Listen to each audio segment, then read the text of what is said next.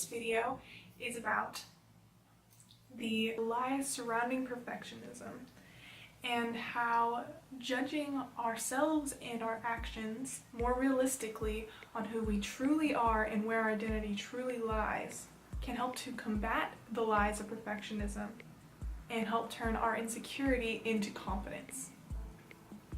Now, the first way that these lies sort of seep in is through compliments.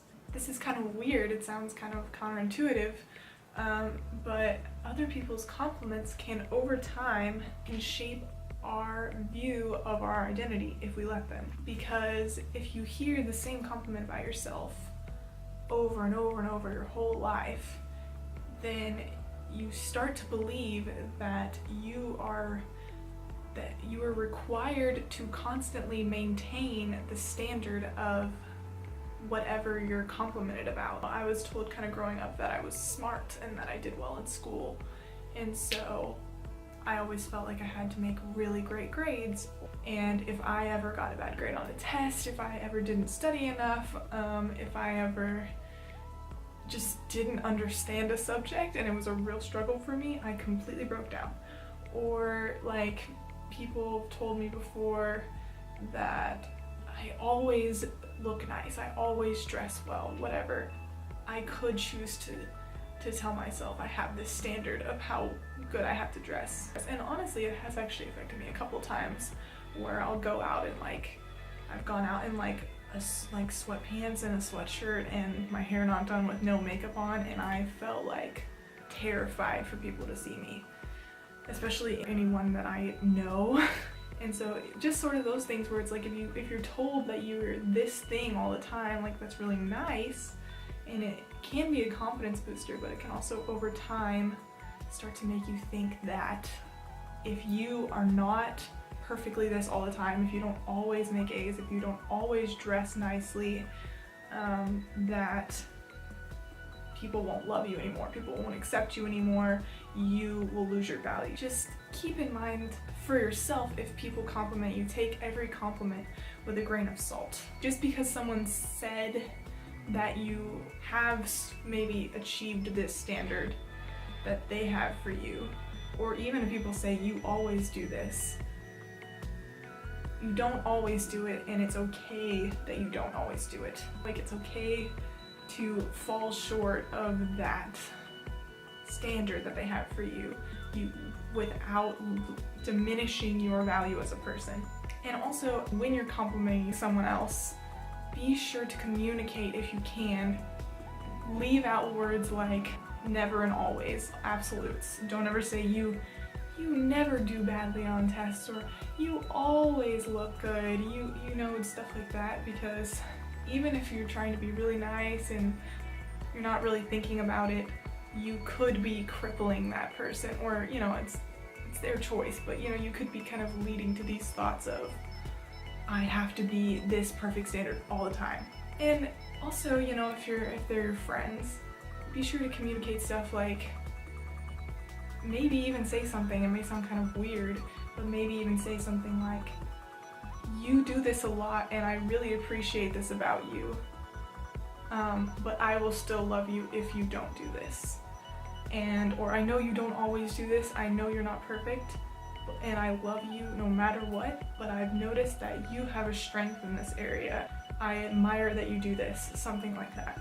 Like, maybe just be a little bit more specific and loving about it. Like, communicate that you appreciate them as a human being, not just, oh, they're smart all the time, like, oh, they're perfect, you know, they're this unattainable standard. So essentially, what I was saying is that our identity is not in our performance. It's not in the way that we look, and it's not in how often we meet a standard. If we get so caught up in all the things we need to be, whether we already feel like we are something and we feel like we have to maintain it, and if we let it go, then we fail, or whether it's I need to meet someone else's standard that I haven't met before, that I have trouble meeting, whether it's someone else's standard for you, or whether it is a standard you have of yourself based on maybe like compliments or just this view of you have of yourself, and then based on how other people say that you meet your own personal standard. And we put so much on that, and we make our identity that. That is not where our identity is. Instead of trying to make this standard for ourselves that we have to maintain or even exceed all the time, and then constantly feeling that we're not good enough, that we're, that we don't have value, that we're failing all the time, and just constantly like going through and nitpicking all the things that we need to change, that we need to make better, that we need to add to the list of things we need to get done.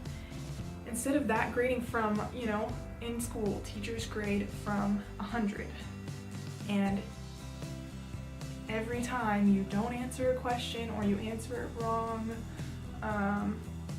you leave something out, whatever, you get points taken off. And so there's this standard of, I expect you to get it all right, and every time you don't, you are a failure. You get points taken off. We value your work less. And instead of that, we should grade at least ourselves. We can't avoid that in school, but we should grade ourselves from 0. Instead of expecting 100 and counting off for every mistake, we should start from 0 and be encouraged, be really excited or impressed when we do more than 0. And the point of this really is to have humility, because even if it seems like you're insecure or or that you have like a low view of yourself, if you have a low view of yourself, you're grading yourself from this expectation of 100. And so you're basically expecting yourself to be amazing, perfect, what have you, and then you're beating yourself up every single time that you are taking a notch down. Just throw out the idea of a perfect score. Grade yourself from 0 and throw out the idea that you can ever maintain anything above 0. And the amazing thing about grading yourself from 0 is, first of all, how amazing is it that we can grade ourselves from 0 instead of negative? If we accept it, we have the blessing of starting with a blank slate. We have the blessing of starting at 0. And so we should be overjoyed that we get to start at 0, first of all. And then anything past that is just like way beyond anything that we could ever hope to receive. We're not like expecting certain things and then just constantly being disappointed. We're seeing that, oh, what a blessing is that I have anything at all, that I'm breathing air, that I, can have my sins washed away. And then on top of that, he gives us even more. He gives us music, he gives us beautiful outside, he gives us success in our career maybe, he gives us friends, he gives us mates, he gives us animals, he gives us all these things that exceed even just that blank slate. That is such a blessing. Essentially, the point is to have humility, knowing that perfection is unattainable, and we as humans are capable of nothing but failure and wrongdoing on our own. However, with God's help and acceptance of his perfect sacrifice, we are capable of the impossible. With this mindset, we can live freely and confidently, gratefully and joyfully, knowing that every day is a gift and every good and perfect thing comes from above. Sometimes even the things that wouldn't have previously seemed to be good at all are now the greatest blessings. Okay, thanks so much for watching. I hope this was helpful, I hope it was relatable, and I hope you try it. I know I'm still working on trying it. And if I'm going to do this, I might as well commit. Please like it and maybe subscribe. I don't know, that'd be kind of cool. And comment your thoughts on this subject, your own experience, whether you think I'm completely crazy or whether you have found this out yourself, whatever. Just comment your thoughts on the subject below.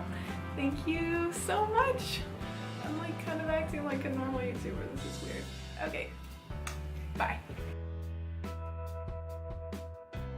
Well, that, if you accept it, you're guaranteed salvation, but like that is salvation. Your salvation is guaranteed. You can't like lose it. Obviously, you can't go back into the red, but of his